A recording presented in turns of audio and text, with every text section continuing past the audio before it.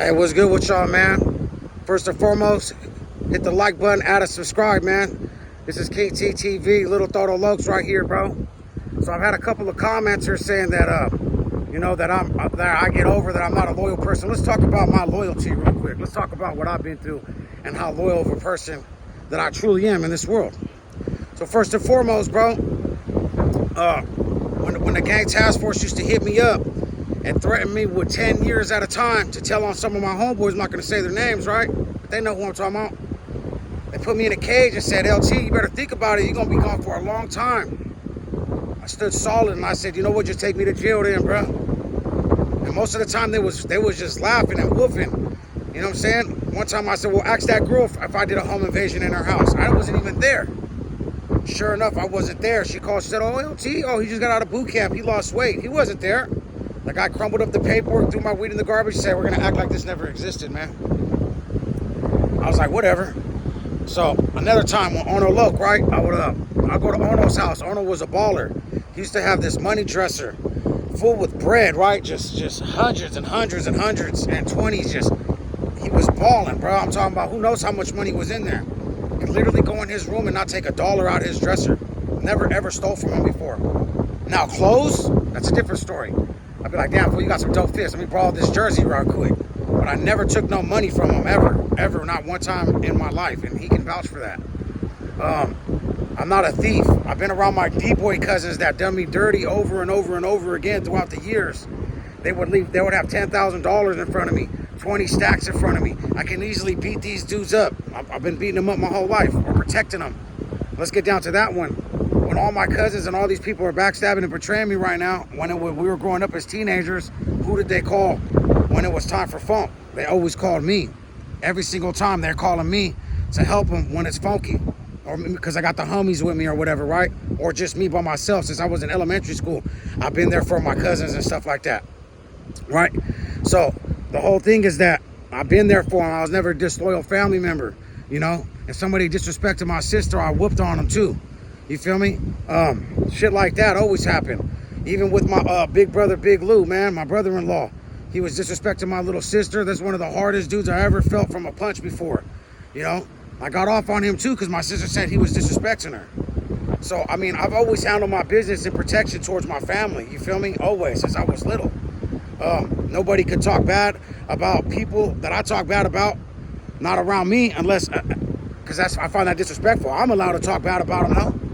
You feel me? Because it's me. But somebody can't just come around here and do that, right? Another thing is that I've been around my cousins when they had 40 stacks, 20 stacks, and they just leave it there on the bed. I sleep over. Sometimes it go through my brain, man, I could just take this fool's backpack, 4 or 5 keys of weed, and just dip out.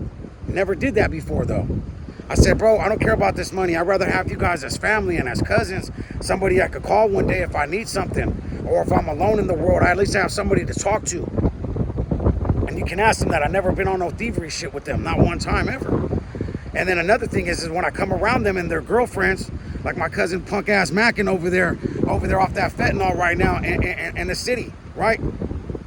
His punk ass over there, his woman straight always want to choose up on me, and I could tell every time I go over there, I look the other way. As of my other cousins, they're like, bro, we smacking those, bro. We gonna hit that, bro. I'm like, nah, I don't get down like that, bro. That's not. There's so many other women in this world to go kick it with. Why do I gotta kick it with my homie or my cousin's lady? There's no point in that, bro. So the other thing is that, you know, they'll go smash on my female though, or give her the eye. That's how they conduct themselves. You feel me? But I ain't never been like that. I've always been a real player, charismatic individual where I feel like the world is so big that there's no need to holler at your homie's lady or your family member's lady, because really that's some real snakish activity. You feel what I'm saying? So, you know, another thing is that I've always had my clothes stolen. I've always had things stolen from me. And when I go to jail, I come back out, I'm like, man, where's all my clothes, man? Like, where's all my dope fits? As you can see, I be rocking the white tee or the wife beaters and stuff. I went to Walmart and I got a whole pack of wife beater tank tops so I can sport every day. You know what I'm saying? And boxers and the whole shebang. And just to keep it real, not to get off subject or nothing, but my loyalty goes real far. So last year I met this guy that was supposed to be a family member of mine. I don't never met him before, besides 2 years ago or last year or whatever. And I go to his house, and we were playing chess one day, and I see there's a big wallet right there. And mind you, my little nephew just got accused of stealing 10 racks from this guy. This guy's a multi-millionaire. He had over, $20,000, $30,000 just laying around in his house. I was homeless at this time, didn't have nowhere to go. But because I thought this guy was a relative of mine, I mentally told myself, nah. So when I come into that house, I could tell it was a setup. As soon as I put my stuff down, I see the wad of money right there in front of me, right next to the chessboard where we were supposed to play.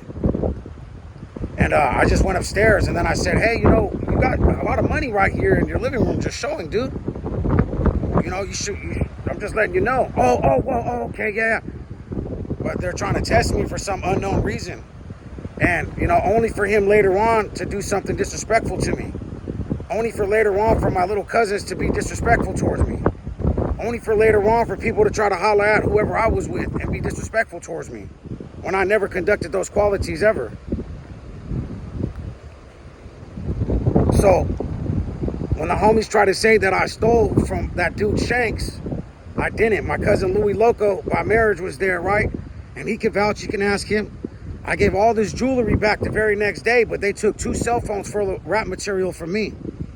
Only to find out later that that dude was an informant and a rat. And that's when all this drama became with me, and people try to say that I was deemed no good over thievery, over stealing. When in fact, that's not the case at all. I didn't take nothing from nobody. And I even have witnesses there too. That dude Frescasso from the Mission, we were right in front of his store. I think it was called Keys to the City, is a store. And boom, I seen that dude Shank's wife. I gave him back like $10,000 worth of jewelry.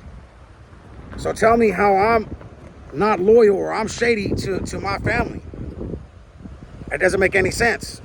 I seen the comments earlier. Oh, you play the victim role. I'm not playing the victim role. I'm just telling the truth that people don't like it now. And some people really love it. They're like, yeah, forget them, bro.